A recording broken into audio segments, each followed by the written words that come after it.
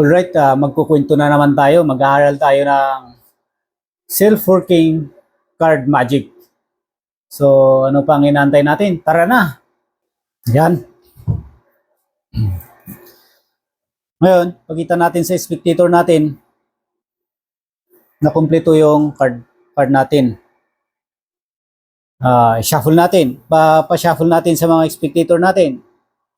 Kahit ilang beses.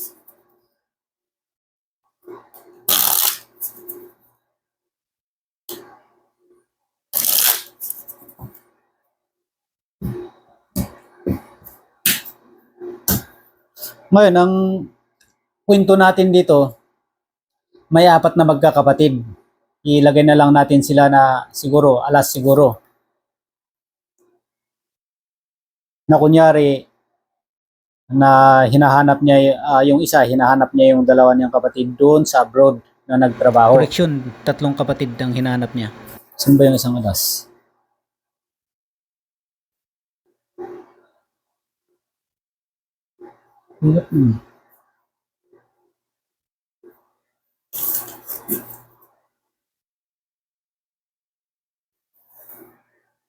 Ito pala. Pasensya na, medyo nadali. Ito. Itong alas ay magkakapatid na apat. Pilipino ang mga to. Ngayon, sa hirap ng buhay, napag-usapan nila na kailangan magtrabaho yung tatlo. At yung isa na pagmamahal ay siya yung may iwan na mag-aalaga sa mga magulang nila. Kaya maglagay tayo ng file dito na apat na pagpupuntahan ng mga tatlong mag-abroad. Yung isa, Canada, Australia, Taiwan, sa Korea. Ganun. Lagyan natin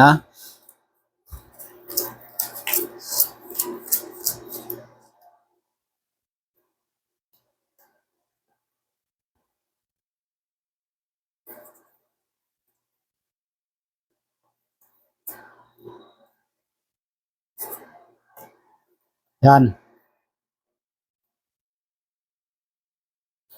Madulas Ngayon, itong isang kapatid pumunta sa Canada. Yung ibang Pilipino doon sa Australia, pumunta doon sa Canada. Ito, pumunta sa Australia. Yung sa Taiwan, mga Pilipino sa Taiwan, pumunta rin sila sa Australia. Ito, pumunta na sa Taiwan. Yung galing sa Korea, pumunta dito. Ito ngayon, ang problema niya, kasi nawalan siya ng mga kontak. Hindi na makontak yung mga kapatid niya kung asan sila.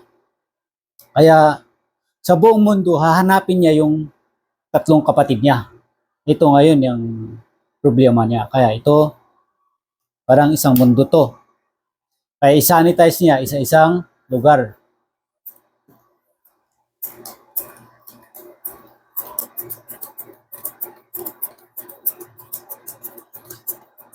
Yan.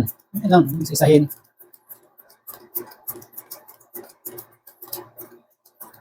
Para mahanap ng maayos. Okay. Ayan, medyo kumunti na yung lugar na iikutan niya. Ito, na-sanitize na to. Ito, isa-sanitize pa ulit.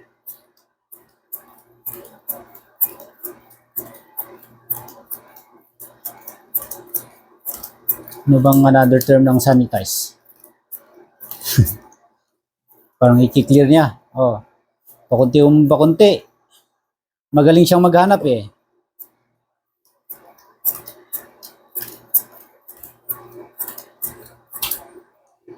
Pero ayun. Tingnan natin kung nahanap niya ngayon. Sa haba ng panahon na pinaggugugulan niya ng panahon na paghahanap sa kanila, tingnan natin kung nahanap niya.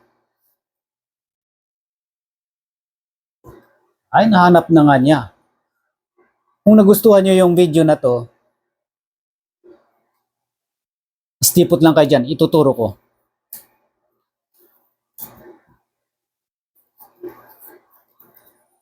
Kunyari, Andyan yung mga usisira, mga kasamahan natin sa harap, mga spectator natin, ipakita natin na ang card natin ay kumpleto.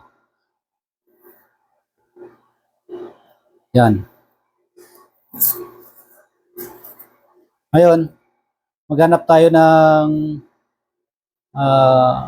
gawin nating magkakapatid. Kunyari, Queen. Yan, yung magkakapatid.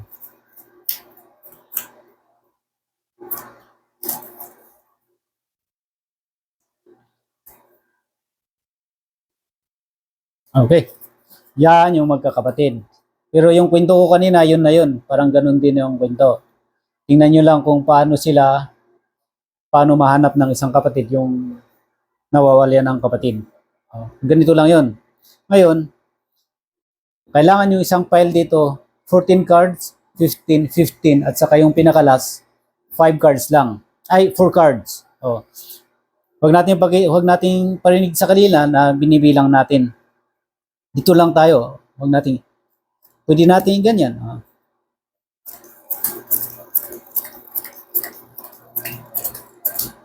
Yan yung isang country.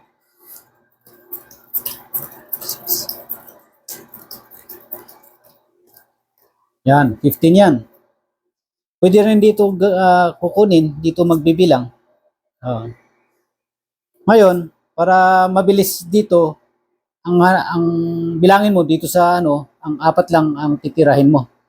Yan, 4 lang yan. Tapos sigurado ito 15 yan.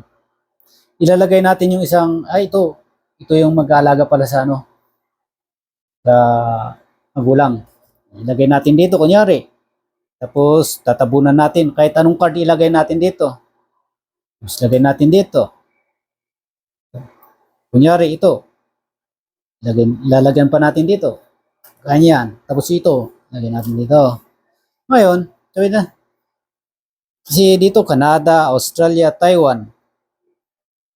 Ngayon, nawalan siya ng kontak sa kapatid niya. Kaya buong mundo niya hanapin. Kaya ito lang, dalawang file lang to.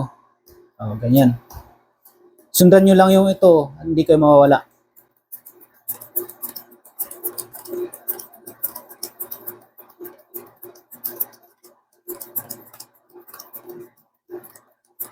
Mas maganda kung bolero ka, habang ganito mo, na-entertain din yung Ito walang silbi to. Ito maganda alagaan nyo na hindi magka-shuffle-shuffle. Ulit, ang una mong lalagyan ito. Hanggang sa 3 na lang ang matitira dyan.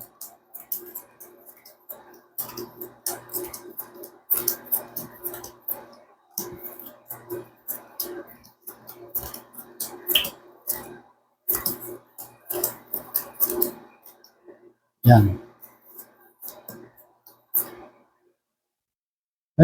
Ano ba yan? Ano na kung nilagay? Dito yata. Yan.